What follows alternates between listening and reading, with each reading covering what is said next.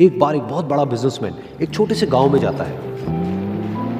उसका प्लान होता है कि उस गांव में एक फैक्ट्री लगानी है। वो एक ऐसी जगह तक पहुंच जाता है जहां पर उसके सामने नदी होती है और उसके सामने गांव होता है।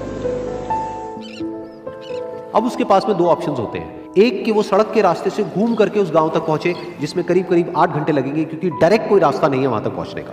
दूसरा कि सिर्फ 20 मिनट में एक नाव में बैठ करके उस नदी को पार करके उस गांव तक पहुंच जाए। तो अपना टाइम बचाने के लिए उसने उस नाव में बैठने का डिसीजन लिया।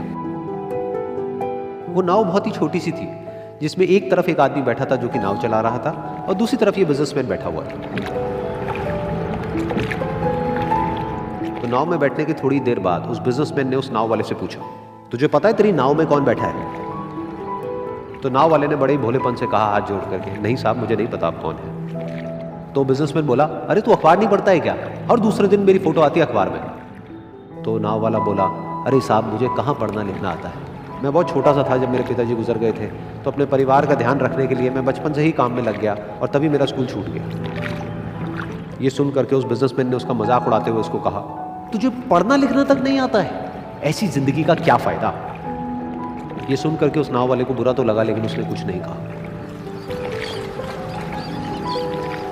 थोड़ी देर बाद वो बिजनेसमैन उस नाव वाले से बोला, अभी कुछ ही दिन बाद ये जो सामने तू जमीन देख रहा है, यहाँ पर मेरी एक बहुत बड़ी फैक्ट्री होगी जहाँ पर हमारे ब्रांड की मिनरल वाटर की बॉटल्स बनेंगी। उस नाव वाले को बात समझ नहीं आई। उसने कहा, क्या बनेगा साहब?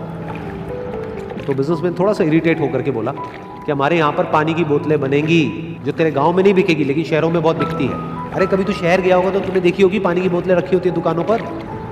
फिर वो नाव वाला बोला, अरे साहब मुझे कैसे पता होगा, मैं तो कभी इस गाँव से बाहर गया ही नहीं। फिर वो बिजनेसमैन उसके ऊपर हंसते हुए बोला, तू कभी इस गांव से बाहर तक नहीं गया, तुझे पता ही नहीं कि शहर क्या होता है? अरे ऐसी जिंदगी का क्या फायदा? उसकी ये बात सुन करके उस नाव वाले को सच में लगने लगा कि मेरी जिंदगी शायद किसी काम की नहीं है। अपनी सोच की वजह से उसका नाव से ध्यान हटा और तभी नाव की टक्कर हो गई एक बड़े से पत्थर से, जिसकी वजह से नाव में पानी भरने लगा और नाव डूबने लगी।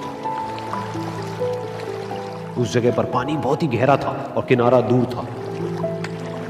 नाव वाले को समझ आ गया कि अब इस नाव को बचाने का कोई तरीका नहीं है और वो अपनी जान बचाने के लिए नदी में छलांग मारने ही वाला था। तभी उसने उस बिजनेसमैन से पूछा, साहब आपको तैरना तो आता है ना? तो बिजनेसमैन घबरा करके बोला, ऐसा क्यों पूछ रहे हैं, मुझे तैरना नहीं आता है। उसकी ये बात सुन करके नाव वाले को हंसी आ गई और वो बोला, अरे साहब आपको तैरना तक नहीं आता, ऐसी जिंदगी का क्या फायदा? ये सुन करके उस बिजनेसमैन को अपनी गलती का एहसास हुआ और वो हाथ जोड़ करके उस नाव वाले से बोला, तुम जो कहोगे मैं तुम्हें दूंगा, बस मेरी जान बचा लो।